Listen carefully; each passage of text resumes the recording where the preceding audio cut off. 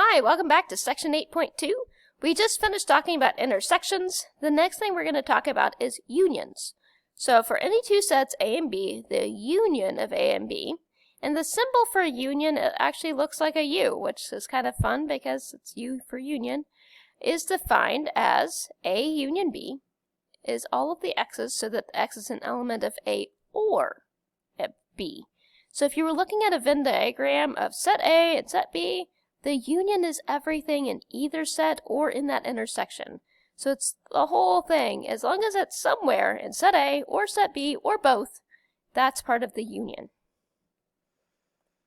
So let's try a quick example. So example 4, we have sets here. We have set A, which has the same numbers as before. We have 3, 4, 5, and 6. And then we have set B, which contains 5, 6, and 7.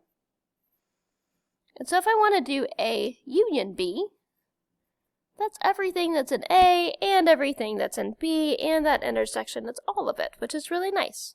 So the things that were in A were 3, 4, 5, and 6. That'll be part of our union. And then in B we have 5 and 6. I've already listed those, so I don't have to list them twice because they're already listed down here.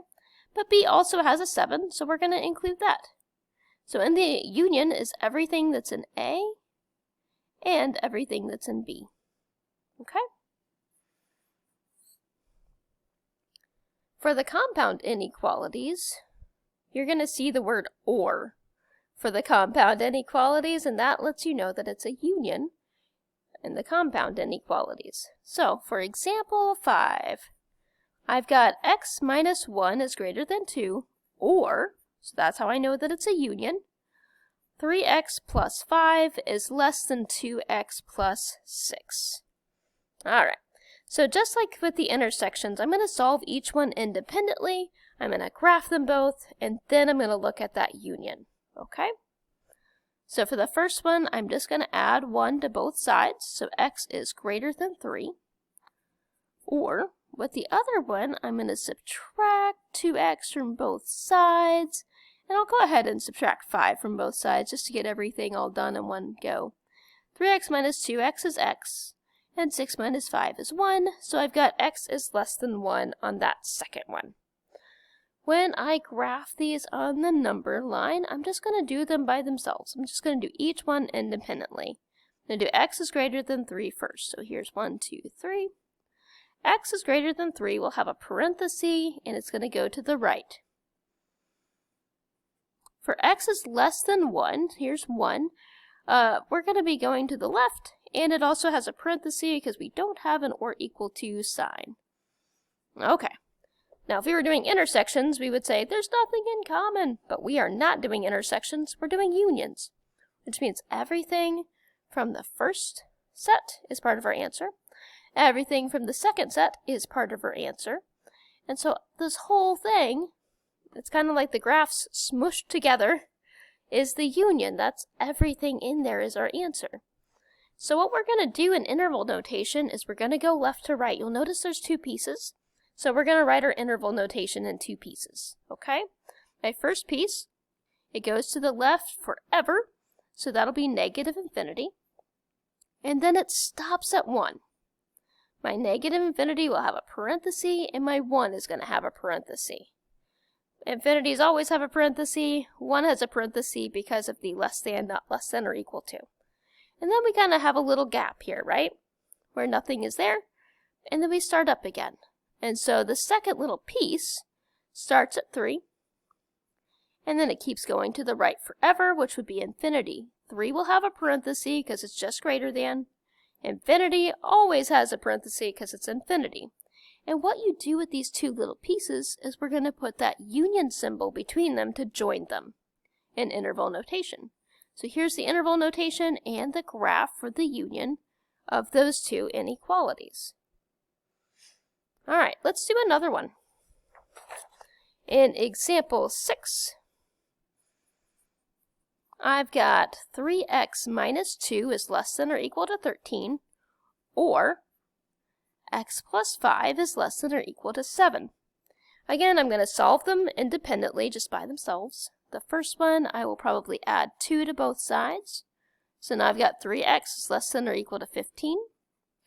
And then I'll divide both sides by 3, so x is less than or equal to 5. Or, let's look at the other one. X plus 5 is less than or equal to 7. All I'll do is subtract 5 from both sides. So I'm going to get x is less than or equal to 2. Okay? Now that I've done both of those, I'm going to graph them both. Okay? So here's 0. Let's find 5. 1, 2, 3, 4, 5 is right here. If I have less than or equal to 5, I'm going to have a bracket because of that or equal to part. And I'm going to go to the left because of the less than. So I'm going to start at 5 and go to the left. With the other one, we've got x is less than or equal to 2. So I would start at 2 with a bracket because of the or equal to. And we're going to go to the left. Okay?